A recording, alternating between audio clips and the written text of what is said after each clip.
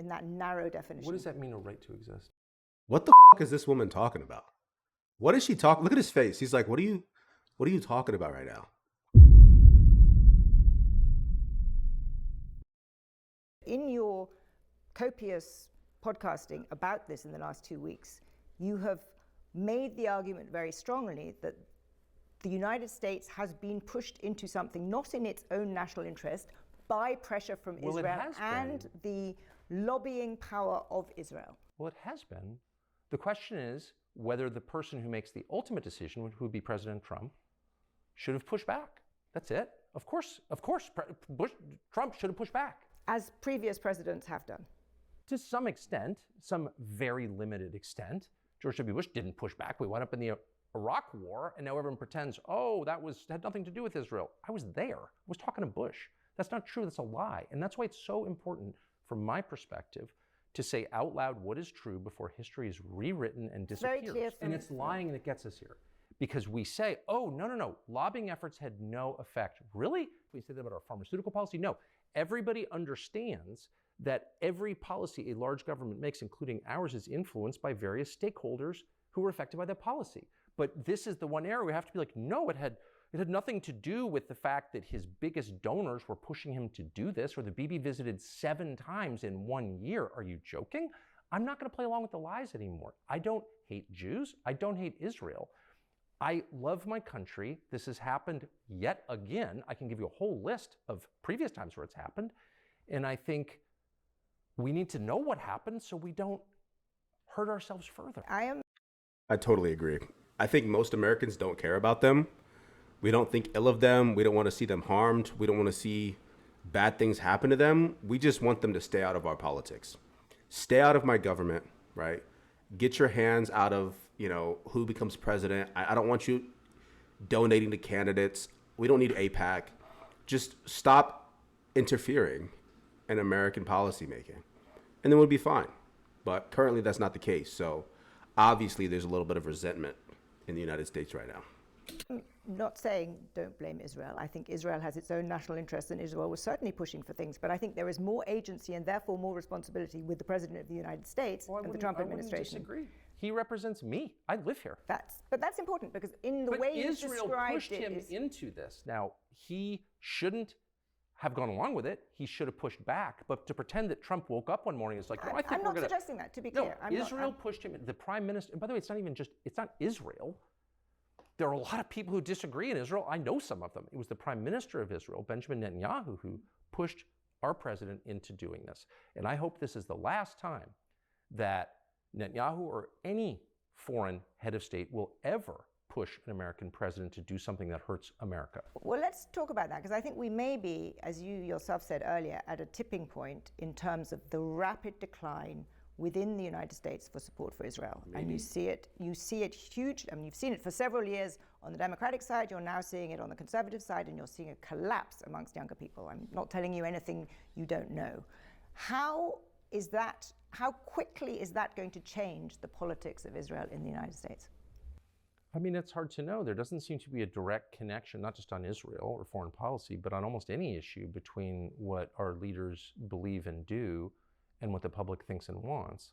The public begins to believe, in their frustration at their declining standard of living, for example, or declining birth rates, or whatever it is that's getting worse, and a lot is, that there's no way to use legitimate means to change it. Voting doesn't work. If they believe that, then they will, by definition, find other ways, and those ways are destructive, and I don't want that.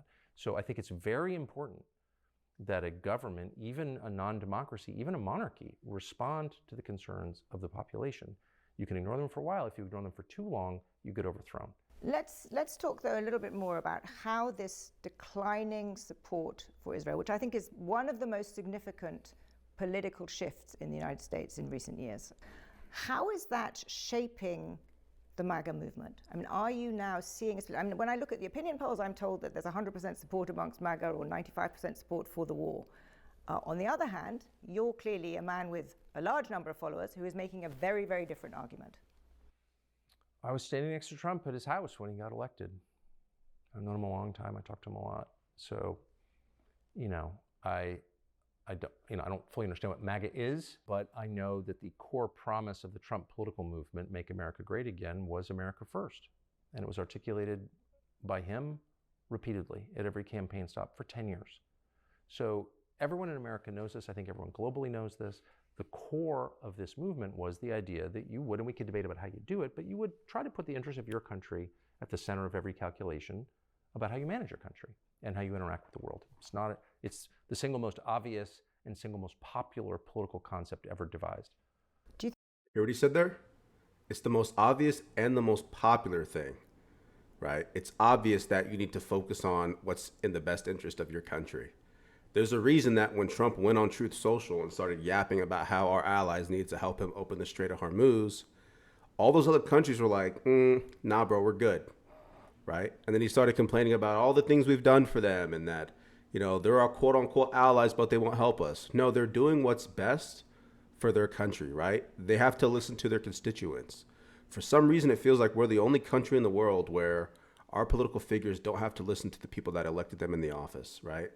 We elect them into office and then they just run rampant and they start wars in the Middle East. It's absolutely insane. Do you think Donald Trump has betrayed America First? Yes.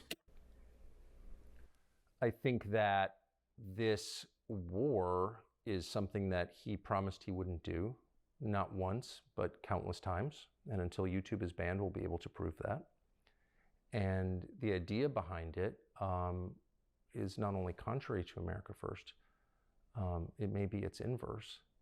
There's no argument that changing the regime in Iran helps the United States. And if there is an argument, I'd love to hear it. And by the way, if that argument is sensible and convincing, I will support it.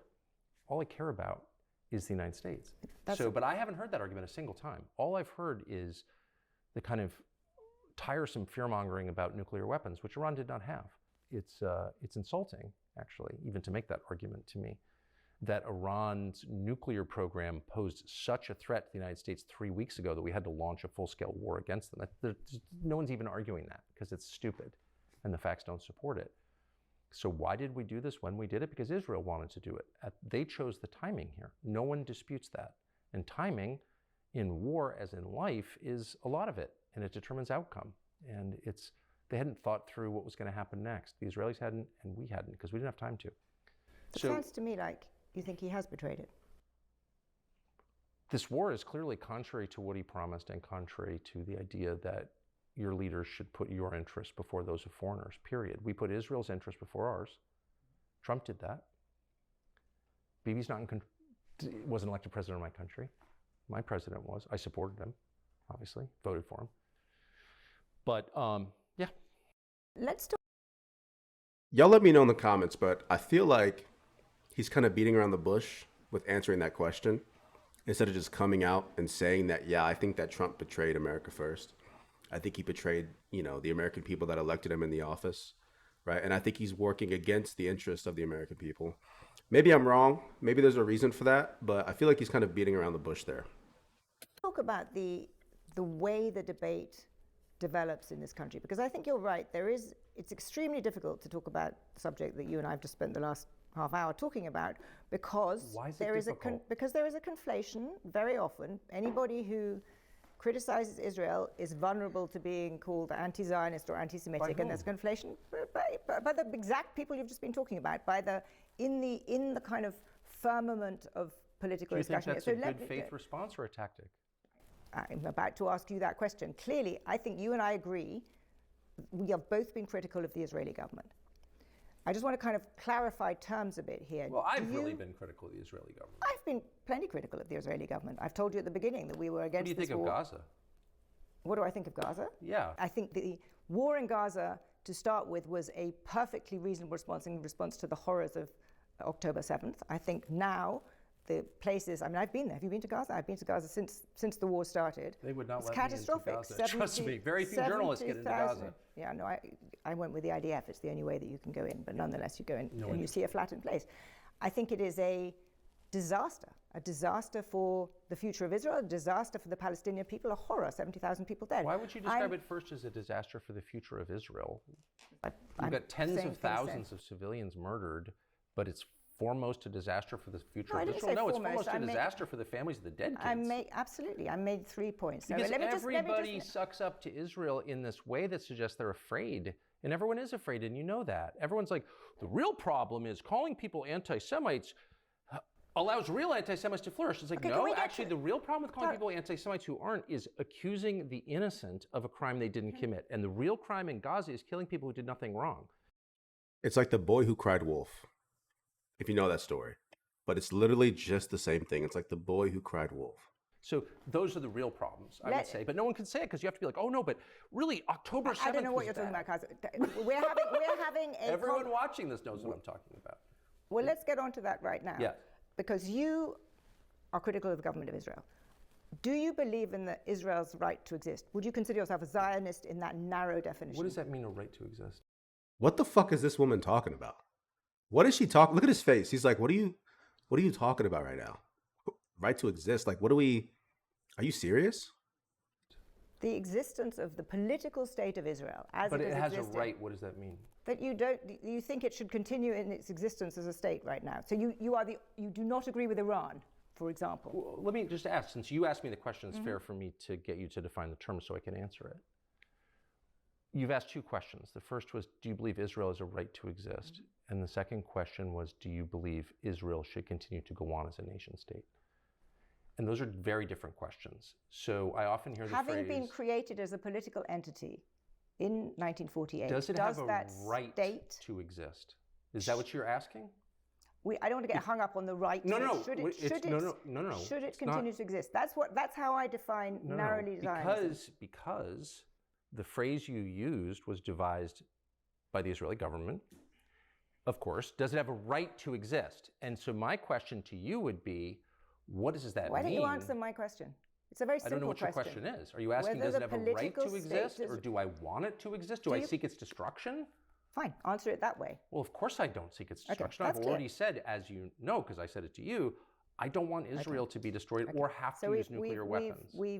We've established that you are in that narrow terms a Zionist. If that's how I'm in no sense a Zionist. I don't want any country to be destroyed at all, and I don't want people to die, particularly ones who committed no crime, because I don't believe in killing innocents, period. That's the basis of Western civilization. Eastern civilization, it's a whole different view. They believe in collective punishment. I don't. So you're in no sense a Zionist? I don't even know what that means. Why don't you define the term, and then I'll tell you whether I am. I've just defined it. What's you a said Zionist? that a Zionist, in my narrow term, this definition is that the state of Israel, the political state of Israel, has the right to continue existing. The right? Where does that right come from? What do you mean? These are like, I'm not being a lawyer about it. I just want to know what you're asking me. You're refusing to answer the question. Because I don't know what you're asking me. Let's go to the Wait, third. no. I think a lot. You don't want to define your question, and I don't know why. She's looking for this like gotcha statement. She's looking for this clip of like him saying something that she can take out of context, and he's not playing along with it. It's so weird. Like, what are you doing? Like, what is she doing? This is such a weird interaction. I don't know what you're asking me. I've already said I don't want Israel to be destroyed. I don't want anyone to be killed.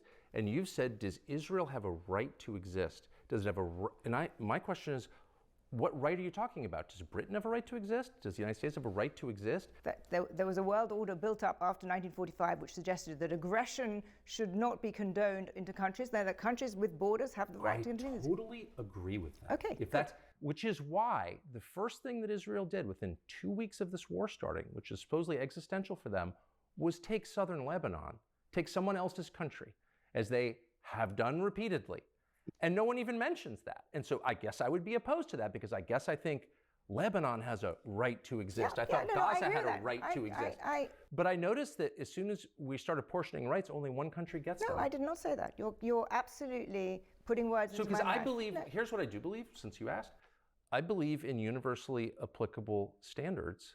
And if they're not universally applicable, they're not standards, they're preferences. That's why I believe in human rights, not ethnic rights. I don't think Jews have more rights or less rights than anyone else. I don't think Christians have more rights or less rights, blacks, Filipinos. I believe in human rights that derive from the creation of people by God. Wow. What a great way to say that. What a great way to word that. I think Tucker on here was on point. He didn't get hemmed up in her rage baiting or trying to like get him to say something that they could take out of context. I think he really did a great job. in explaining his viewpoints. And I think most people who are normal, who aren't like extremists, I think most people would agree with him, you know. But let me know what you guys think in the comments below, and I'll see you guys in the next one. Peace.